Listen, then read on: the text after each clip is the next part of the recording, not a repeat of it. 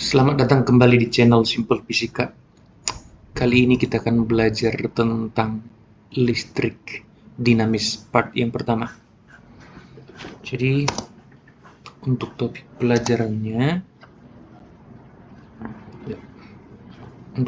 pelajarannya, itu ada listrik dinamis part 1 tadi. Topiknya potensial, beda potensial. Lalu yang kedua kuat arus, yang ketiga hukum Ohm.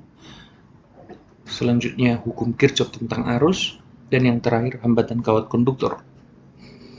Langsung saja kita mulai ke potensial dan beda potensial.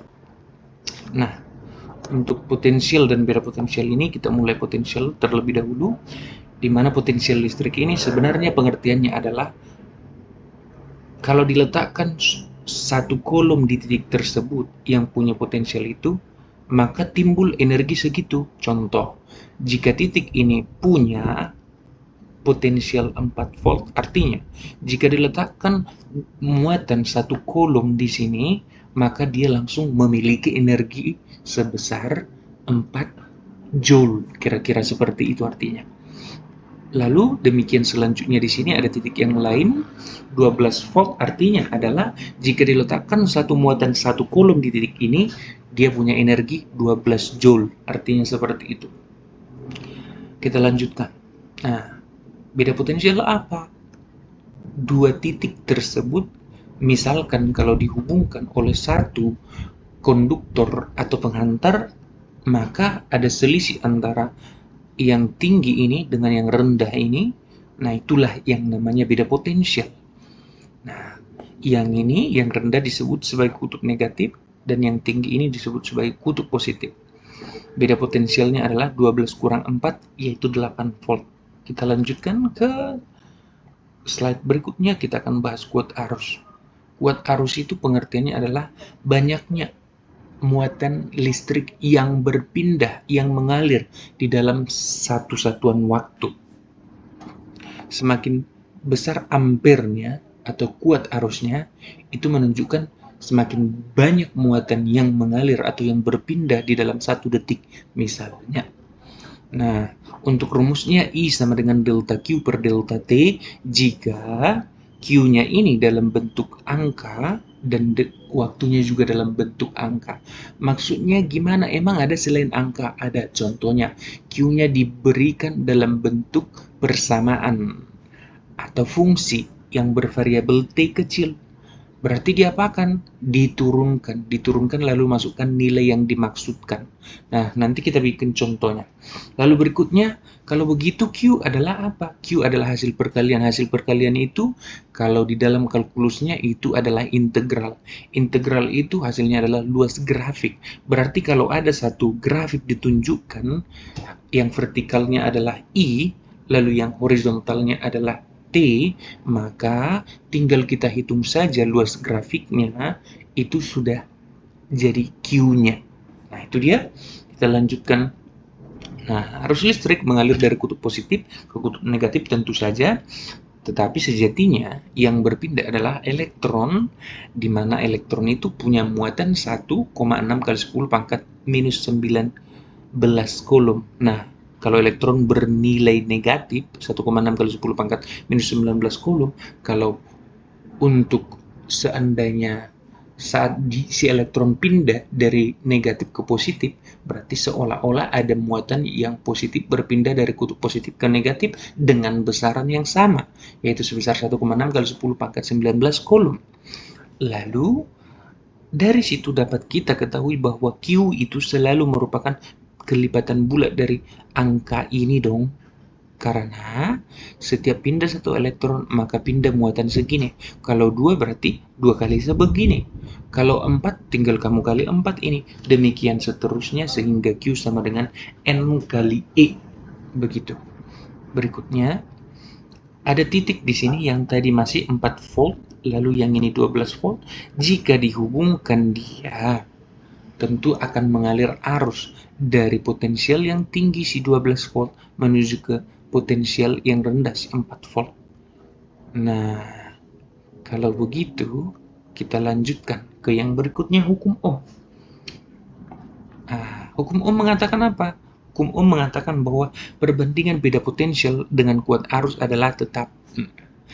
Kamu hafal aja yang ini, yang bold, miring, dan tebal ini ya, bold. Nah, terus underline maksudku, underline, tebal, terus miring. Lihat aja itu, perbandingan beda potensial. Oh, berarti delta V dengan kuat arus, berarti I. Delta V per I adalah tetap. Kita lanjut. Nah, delta V per I sama dengan tetap. Tetap sebesar R. Namanya R ini adalah resistansi atau hambatan. Misalkan ada suatu konduktor seperti ini, atau penghantar, di ujung kiri ini 3 volt, di ujung kanan 18 volt, maka jika R-nya 50 ohm, bisa dihitung I-nya sama dengan, selisihkan dulu 18 dengan 3, lalu bagi dengan 50. Nah, apa yang terjadi jika seandainya ini saya ganti menjadi 53? Berarti, kurangkan ini dengan ini, 53 kurang 3, kalau dibagi I harus tetap 50.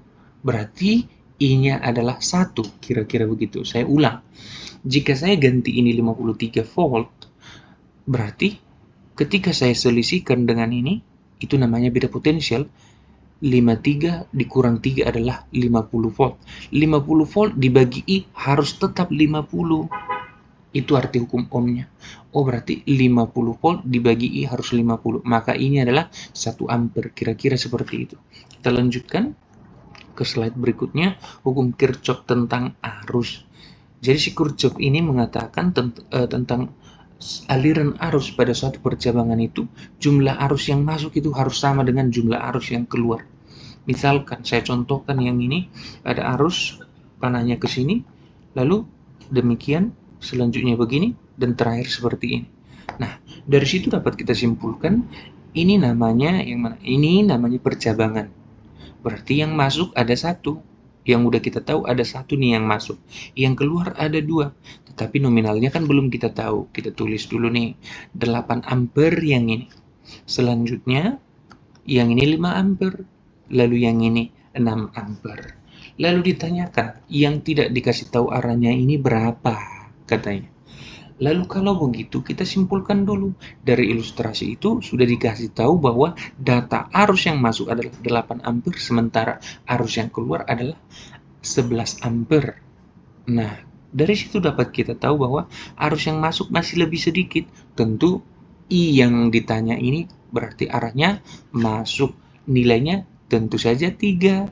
Kira-kira begitu. Hanya itu saja yang disampaikan oleh Kirchhoff tentang arus ya. Nanti ada tentang tegangan. Itu kita bahas di part 2. Selanjutnya ke slide berikut. Nah, hambatan kawat konduktor. Jadi, hambatan kawat konduktor ini sebenarnya begini. Misalkan ada satu penghantar atau kabel atau apalah itu namanya. Fungsinya sebetulnya adalah memindahkan energi listrik begitu. Tapi yang namanya di dunia ini tidak pernah ada yang sempurna. Walaupun fungsinya harus memindahkan energi, artinya yang sempurna itu adalah berapa dari asal energinya dipindahkan semuanya ke tujuannya. Itu namanya konduktor sempurna. Ternyata tidak seperti itu. Nggak sempurna konduktor itu. Ada rugi-rugi daya. Ada ketika perjalanan energi itu, daya itu, sepanjang perjalanan ada yang diubah menjadi energi bentuk lain, misalnya jadi panas, kira-kira begitu. Nah, yang sampai tentu akan menjadi lebih sedikit. Misalnya dari si pembangkit energinya itu sebesar katakanlah 1000 megawatt. Ternyata yang sampai ke konsumen, semua konsumen ternyata hanya 850 megawatt. Berarti yang sepanjang perjalanan terdisipasi atau menjadi energi panas ada sebanyak 150 megawatt, kira-kira seperti itu. Nah, banyaknya energi ataupun daya yang rugi sepanjang perjalanan itu berkaitan erat dengan yang namanya hambatan. Semakin besar hambatannya, tentu rugi-rugi dayanya ketika transfer energi itu akan semakin besar. Nah, namanya itu adalah resistansi atau hambatan. Nah, besar resistansi kawat konduktor tersebut dipengaruhi oleh faktor berikut. 1. Panjang kawat atau simbolnya L. Lalu yang kedua adalah luas penampang atau A, area. Lalu berikutnya jenis bahan. Bahannya itu tembaga kah, aluminium kah, besi kah, atau apakah. Nah, untuk yang ini masing-masing mereka sudah punya sifatnya masing-masing. Nah, itu dia. Kalau begitu, rumusnya yang ini. R sama dengan resistansi sama dengan rho L per A, hambatan jenis kali panjang dibagi area. Ada satu hal yang perlu kalian ingat di sini, di mana areanya itu selalu bentuknya berupa lingkaran, sehingga areanya rumusnya pi R kecil kuadrat, pi kali jari-jari kuadrat. Nah, yang mana itu? Contoh yang ini nih. Ini kan kawat nih penghantar. Sebelah sini ini yang hitam dan ini yang hitam, itu kan lingkaran, punya jari-jari, luasnya berarti pi r kuadrat. Luasnya bukan selimut ini, bukan, tapi yang ini lingkaran di ujung ini dan di sini, karena arusnya kan nanti energinya tertransfer dari sini ke sini, makanya area yang kena yang ini. Kira-kira begitu orientasinya. Maka kalau begitu kita lanjutkan ke yang berikutnya. Jadi karena area berbanding terbalik dengan resistansi, maka kita tulis R1 resistansi konduktor 1 per resistansi konduktor 2 sama dengan jari-jari penampang 2 per jari-jari penampang 1 dikuadratkan. Begitu dia.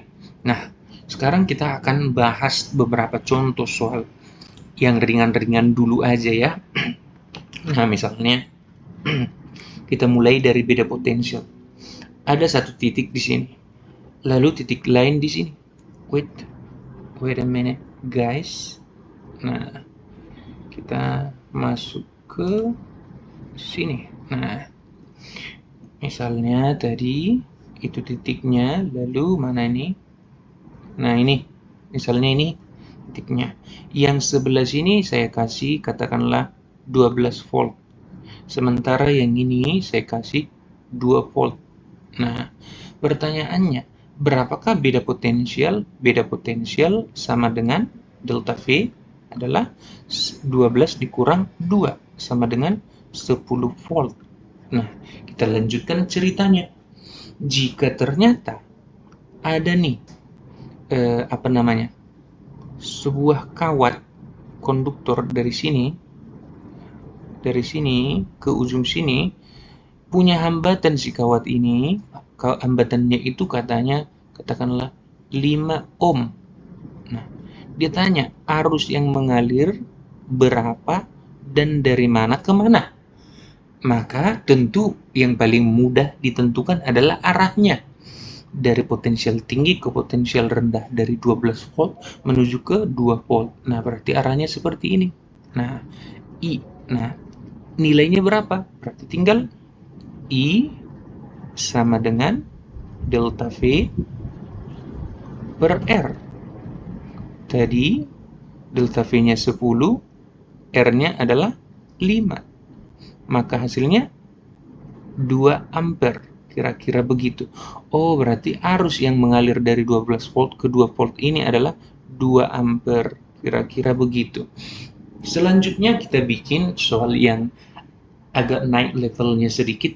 Misalkan saya buat di sebelah kanan ini aja lah ya. Misalkan nih, di sini ada titik, lalu ada resistor, lalu ada titik lagi di sini, lalu punya cabang ke sana. Nah, ada titik di sini. Satu lagi ke bawah sini. Begini. Katakanlah misalnya di sini adalah 2 volt. Lalu ini adalah misalnya saya buat 2 ampere. Oh, bolehlah 1 ampere aja lah, 1 ampere. Misalnya. Lalu di sini saya buat adalah 5 ohm. lalu di sini 12 volt. Pertanyaannya, jika ini hambatannya adalah 4 ohm, berapa volt kah di sini? Katakanlah ini titik Y. Maka katanya, volt di Y berapa? Nah, seperti itu. Nah, ini mencakup sudah termasuk kuat arus, sudah termasuk beda potensial, sudah termasuk potensial listrik, sudah termasuk juga hukum Ohm, sudah termasuk juga hukum Kirchhoff. Yang satu-satunya tidak termasuk hanya hambatan kawat konduktor. Nanti kita buat contohnya sendiri untuk hambatan kawat konduktor. Nah, sekarang kita bahas ini dulu lah. Misalkan nih, kita buat nama titik yang ini adalah X. Nah, X. Ini kan, oh ini arah arusnya belum saya buat ini ya. Arah arusnya ini kurang. Arah arusnya seperti ini. Nah, maka dari situ kita bisa tahu nih, titik X ini voltnya pasti lebih tinggi dari dua ini. Kenapa bisa tahu lebih tinggi? Karena arah arusnya ke kiri dari X ke 2 volt. Maka kita tulis Vx dikurang 2 harus sama dengan I dikali R. Berarti 1 kali 2. Maka V di X, ternyata volt di X itu adalah 4 volt. Nah, 4 volt dia. Lalu kalau begitu, kita nih, oh berarti 12 dengan 4 itu siapa yang lebih tinggi? Ternyata yang lebih tinggi adalah 12. Maka kita tahu arah arus seperti ini dong, ke bawah sini. Nah, arah arusnya ke situ. Maka bisa kita tulis bahwa 12 kalau dikurangin dengan yang namanya 4, hasilnya harus I kali R. I dikali dengan 5. Nah, kalau begitu, ini hasilnya adalah 8. 8 sama dengan 5I. Berarti kita tahu bahwa I sama dengan 1,6. 1,6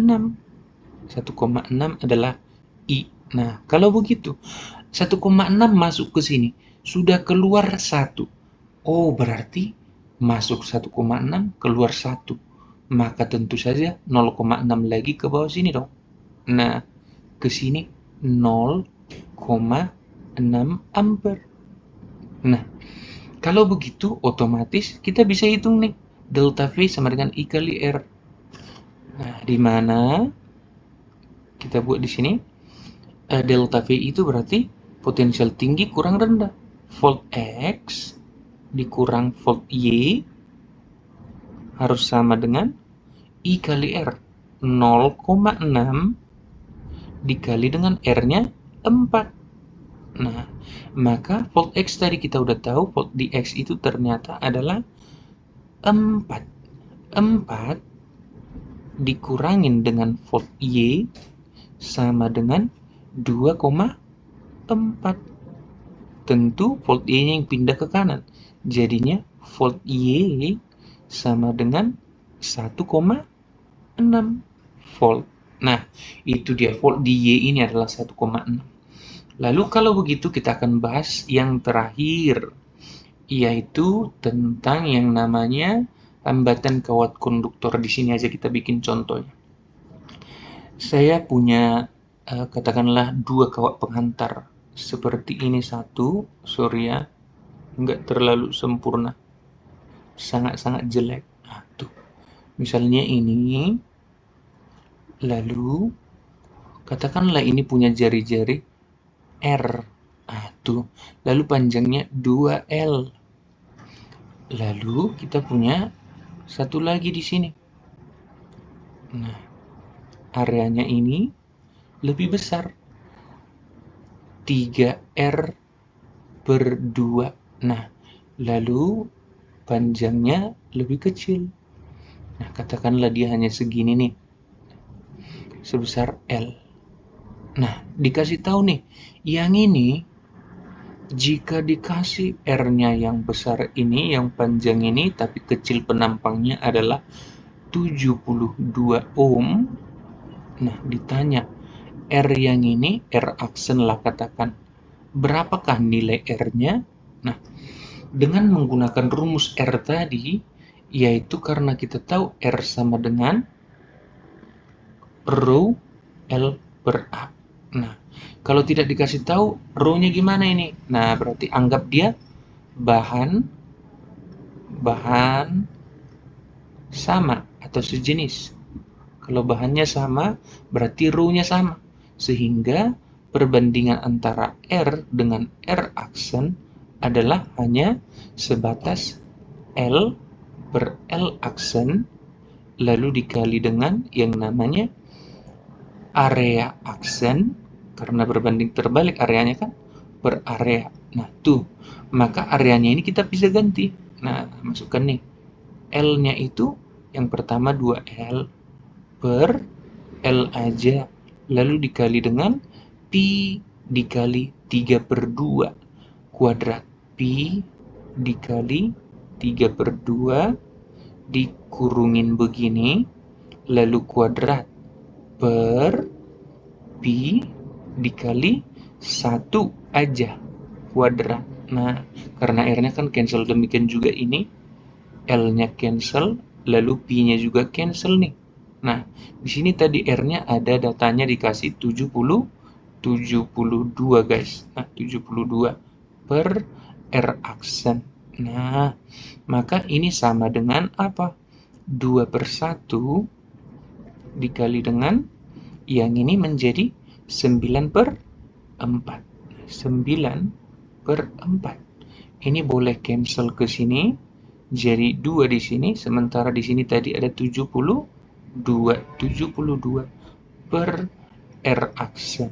Nah, si 9 ke sini kan bisa cancel nih.